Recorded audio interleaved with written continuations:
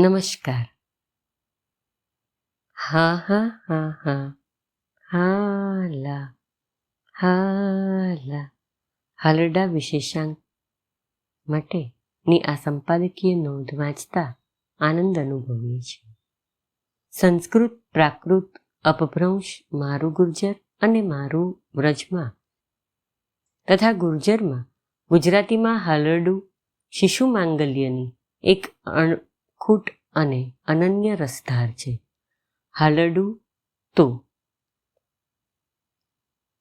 હાલરડું એટલે માતૃવાત્સલ્યનો મધુર ટહુકો, માતાની સંતાન પ્રીતિનો ઉમળકાભર્યો ભડકો.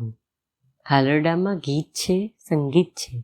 એ માતાની પોતાના બાળક પ્રત્યેના સ્નેહની ઉર્મિલ અભિવ્યક્તિ છે. હાલરડા આપણા લોકગીત છે અને આપણી ઉજળી પરંપરા છે. સંસ્કૃતિની મોંઘેરી વિરાસત છે. હાલરડું તો માતા બાળક વચ્ચેનો વાલભર્યો સંવાદ છે. એ ઘોડિયું ઝલાવતા ગવાતું સાદામાં સાદું સ્વરૂપ છે.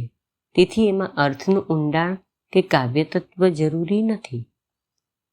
બાળકને જે સ્પર્શે છે તે હાલરડામાં રહેલો ધ્વનિ, ચોક્કસ પ્રકારનો લય, માતા, બહેન, દાદી કે અન્ય કોઈના કંઠેથી રેલાતો લયબદ્ધ ધ્વનિ જે બાળકને માની મમતાનો અહેસાસ કરાવે છે અને એ નિંદ્રાધીન થાય છે. આમ હાલરડામાં સ્વર અને લય મુખ્ય છે, અર્થ ગૌણ છે. હાલરડા માત્ર ગુજરાતમાં જ ગવાતા આવ્યા છે એવું નથી.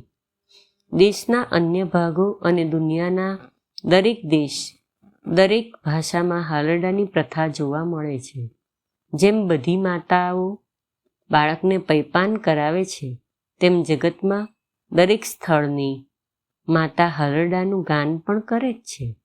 હાલરડાના અમૂલ્ય વારસાને જાળવી રાખવાની, તેના જતનની જવાબદારી લોક સાહિત્યકારો, લોક સાહિત્યના અભ્યાસુ, સંશોધકોની જ નહીં, આપણા સૌની સામાજિક જવાબદારી બને છે.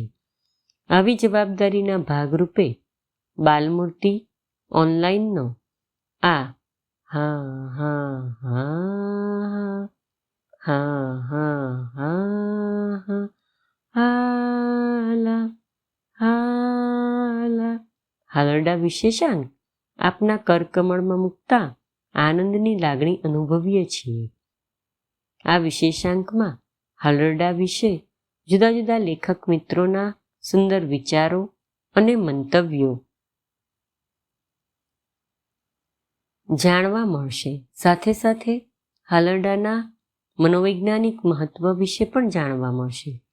હજારો વર્ષ પૂર્વે ગવાયેલ પ્રચલિત જીજાબાઈનું હાલરડું, કૃષ્ણચરિત તથા આધુનિક હાલરડા પણ માણવા મળશે. આશા છે આપને જરૂર ગમશે, ઉપયોગી બનશે. શિશુને ગળથુથીમાં જ હાલરડાના અમૃત રસનું પાન કરાવી નરમાંથી નારાયણ અને નારીમાંથી નારાયણી બનાવનાર ગુજરાતની ઉજળી માતૃ પરંપરાને માતૃગાન હાલરડા ફરી ઘેર ઘેર ગુંજતા કરવાની અપેક્ષા સાથે આપ વધુમાં વધુ બાળકો સુધી હાલરડાને પહોંચાડશો એવી એક નમ્ર વિનંતી છે. અસ્તુ.